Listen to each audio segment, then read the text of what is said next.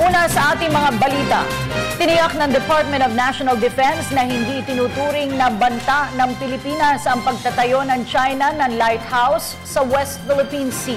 Inilathala sa China ang groundbreaking ng pagtatayo ng nasabing istruktura sa Calderon at Mabini Reef.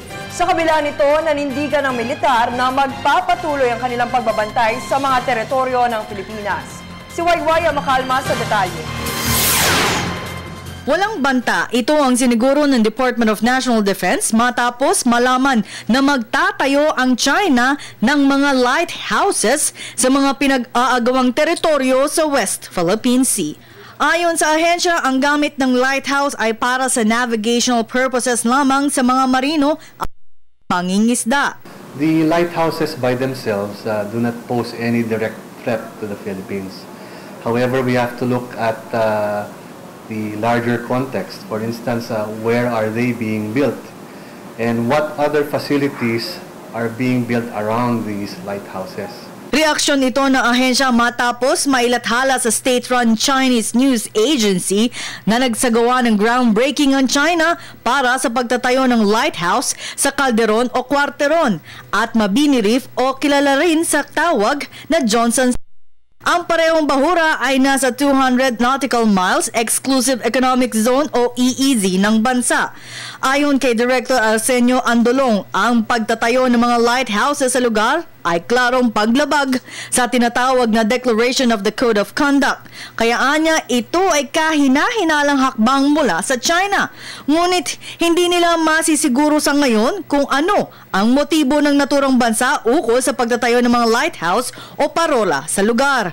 Lalo't wala namang naitatalang insidente sa lugar ng ilang dekada. Know the precise purpose. The Chinese government says that it's for navigational safety. But given their activities of late, it is highly suspicious what they are going to be for. And given the fact that they're being built within the 9-dash line that they're claiming, which has no basis in international law, then perhaps we should be really gravely concerned by these developments. Pero ayon sa isang military ngayon ay bihira na lang ang ilang bansa na nagtatayo ng mga parola dahil sa modernong teknolohiya na kanilang ginagamit, partikular na ang GPS o Global Positioning System na mas mura pa.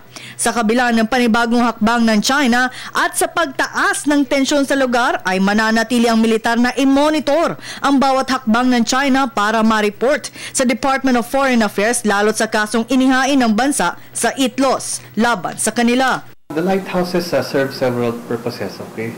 In the they provide navigational safety, of course. That's the primary purpose of a lighthouse, to allow seagoing vessels to see where they are and to avoid getting grounded on these shallow areas.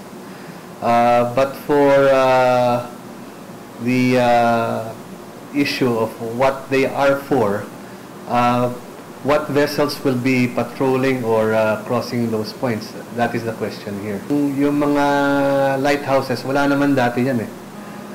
Hindi naman naging problema yung freedom of in that area. Wala namang kami natatanggap na report na nababalahaw doon. So, wala naman talagang silbi yun.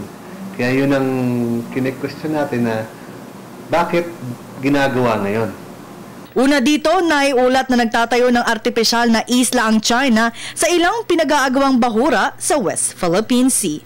Para sa Telebisyon ng Bayan, ako si Waywaya Makalma.